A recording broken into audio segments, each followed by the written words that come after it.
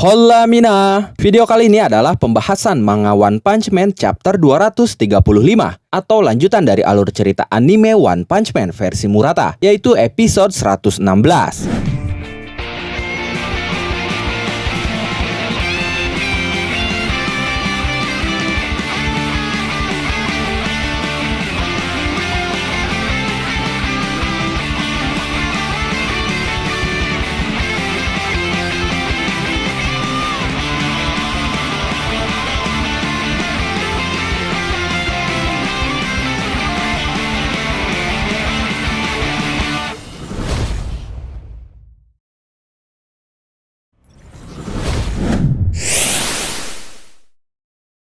Sebelum masuk ke alur cerita hari ini, seperti biasa saya mau ngucapin terima kasih lagi buat teman-teman yang sudah support channel ini lewat Saweria. Izin saya bacakan satu persatu nama dan pesan dari kalian ya sebagai bentuk apresiasi. Pertama dan terakhir untuk hari ini datang dari Atar. Pesannya, ceritanya makin seru. Semangat terus uploadnya Min. Siap, terima kasih banyak ya. Sehat dan lancar selalu rezekinya. Oke, itu dia para donatur kita hari ini. Sekali lagi saya ucapkan terima kasih dan sekarang kita langsung masuk saja ke alur ceritanya. Let's go! Di panel awal kali ini, kita mendapatkan sebuah cover halaman yang menampilkan Saitama sedang mengepalkan tinju kanannya. Judul dari One Punch Man chapter 235 kali ini adalah Si Pekerja Paruh Waktu. Chapter kali ini diawali dari akhir chapter sebelumnya, yaitu tepat saat monster raksasa muncul di hadapan Garo dan para anggota Neo Heroes yaitu tim Suiryu. Monster yang muncul itu ternyata bernama Hellmon, yang diklasifikasikan berada di level bencana Dragon. Tubuhnya sangat besar, bahkan lebih besar dari gedung-gedung dan rumah-rumah di sana. Para anggota Neo Hero sangat panik ketakutan melihatnya. Mereka berkata, yang ini level Dragon juga, aku kira hanya ada 5 dari mereka. Sementara Garo berdiri di tengah kekacauan itu dengan santainya, tanpa adanya kepanikan atau ketakutan di wajahnya. Dia justru menyambut ancaman itu dengan tenang, seakan-akan tidak terjadi apapun. Berbanding terbalik dengannya, Shinya, junior Garo dari tempat kerjanya yang kini terungkap sebagai Mad Devil Yankee, dia justru panik ketakutan. Sama halnya dengan seniornya, dia berteriak kencang sambil gemetar ketakutan. Kita harus segera menghubungi para pahlawan. Lalu Beng yang ada di sana pun memantau monster itu dari kejauhan di atas gedung yang tinggi. Dia mengecek ponselnya untuk melihat data dari monster itu. Lalu dia berkata, level bencana Dragon ya? Sepertinya evakuasi warga sipil sudah selesai. Ini mungkin agak terlalu berat bagi mereka, tapi aku akan menahan diri dan melihat apa yang bisa dilakukan oleh anak-anak muda ini. Kembali ke Garo. Garo yang berdiri tepat di hadapan monster yang mengamuk itu menunjuk monster itu. Lalu dengan santainya dia menoleh ke arah para anggota Neo Heroes yang kabur ketakutan. Kemudian sambil mengejek mereka, dia berkata, "Hei, cepat ke sana. Itu kan pekerjaan kalian yang sebenarnya kan?" Mendengar itu, salah satu anggota Neo Heroes yang masih belum kabur justru menjadi kesal. Dia berkata, "Berisik." Lalu dia berkata di dalam hatinya, "Sial, tidak ada pilihan lain. Menyingkirkan monster itu adalah prioritas utama." Setelah itu, walaupun dia ketakutan, dia memberanikan diri berlari menuju monster itu. Lalu saat melewati Garo, dia berkata, "Jangan berani-beraninya kau kabur, dasar berandalan." Dengan wajah malasnya, Garo meresponnya dengan berkata, "Tentu saja." Kemudian para anggota Neo Heroes itu berpencar untuk mengepung monster itu dari segala arah. Seseorang berkata, "Kepung dari kedua sisi, masuki titik butanya." Tapi tiba-tiba, monsternya terlihat akan memuntahkan sesuatu dari mulutnya. Dan tidak lama dari itu, semburan api panas keluar dari mulut monster itu, hingga berhasil mengenai beberapa anggota Neo Heroes yang berpencar tadi. Mereka yang terkena semburan itu, terlihat bergelinjang, berguling-guling kepanasan di tanah. Mereka berteriak, "Panas, panas, panas!" Sementara rekannya yang lain yang tidak terkena semburan api,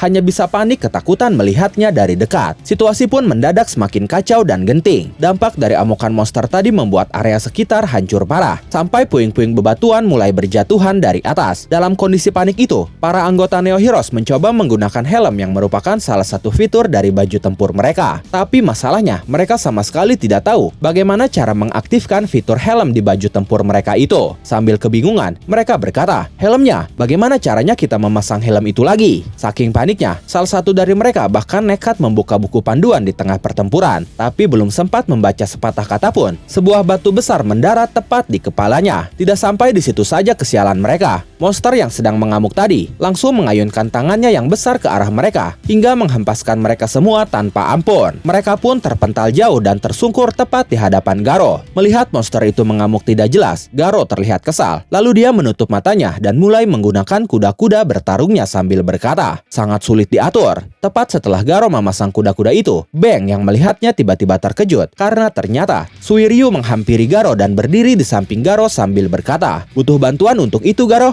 Garo keheranan melihat Suiryu dengan santainya menghampirinya. Dia bertanya, "Siapa kau ini?" Suiryu berkata, "Aku Suiryu dari The Void Fist." Garo meresponnya dengan berkata, "Aku tidak pernah mendengar tentangmu. Jangan menghalangi jalanku." Suiryu terkejut melihat respon Garo itu. Dia berkata, mustahil." Sementara itu, beberapa anggota Neo Heroes yang masih bisa berdiri dengan tubuh yang sudah babak belur akibat amukan monster, mereka berniat untuk kabur. Salah satu dari mereka bahkan berteriak, "Mundur, ini penarikan mundur taktis." Melihat tingkah mereka, Suiryu hanya bisa menatap kosong penuh keheranan. Di sisi lain, Garo yang menyaksikan kejadian itu justru tersenyum tipis mengejek mereka dengan berkata, "Cepat, segeralah pulang ke rumah." Tapi saat itu Suiryu masih dibuat tidak percaya dengan apa yang baru saja dia lihat. Pasalnya, para anggotanya yang kabur tadi tanpa rasa bersalah tega meninggalkan rekan-rekan mereka sendiri yang sudah tergeletak tidak berdaya di tanah. Tidak lama dari itu, Suiryu akhirnya bertindak. Dia berteriak kepada mereka, "Hei!" Seketika mereka yang berlari tadi pun langsung berhenti. Mereka menoleh ke arah Suiryu. Lalu Suiryu mengangkat mereka yang sudah tidak bisa bergerak tadi dan menyerahkannya kepada mereka yang kabur tadi. Suiryu berkata, "Jangan tinggalkan mereka. Kalian ini pahlawan kan?" Garo keheranan melihatnya, tapi dia menyadari sesuatu. Dia berkata, "Kau bersama orang-orang itu kan? Aku penasaran tentang itu." Suiryu berkata, "Aku tidak datang ke sini hari ini sebagai pahlawan, melainkan sebagai seorang seniman bela diri untuk mengujimu." Mendengar itu, Garo tersenyum lalu berkata, "Semua orang heboh sekali hanya untuk bertemu dengan petugas pindahan paruh waktu." Ternyata di sini Garo bekerja bukan sebagai pengantar paket, tapi bekerja di sebuah perusahaan jasa pindahan rumah. Kemudian saat Garo dan Suiryu berbincang, monster dengan level bencana Dragon tadi tiba-tiba menembakkan semburan api yang sangat besar ke arah mereka berdua. Suiryu sangat panik melihatnya, karena tembakan itu datang dengan sangat cepat. Tapi Garo langsung melesat ke depan. Dia menerjang semburan api itu menggunakan teknik andalan dari Beng, yaitu Whirlwind Water Stream. Dia menerobos semburan api itu untuk langsung menuju monster yang bernama Helmon tadi. Setelah tiba di hadapannya, Garo langsung melepaskan teknik Roaring Aura Sky Ripping Fist. Pukulan bertubi-tubi pun Garo lepaskan ke arah monster itu, hingga monster itu tidak berdaya dan mendapatkan damage yang sangat besar. Suiryu yang melihat itu tersenyum tidak percaya. Dia berkata, "Mana mungkin ada pekerja paruh waktu seperti itu?" Rekan-rekan satu pekerjaan dengan Garo pun sangat terkejut melihatnya. Sedangkan Beng hanya tersenyum bangga. Seakan-akan dia sudah tidak aneh jika Garo berhasil mengalahkan monster itu dengan mudah. Dan momen itu pun mengakhiri pembahasan One Punch Man chapter 235, atau lanjutan dari alur cerita anime One Punch Man versi Murata episode 116.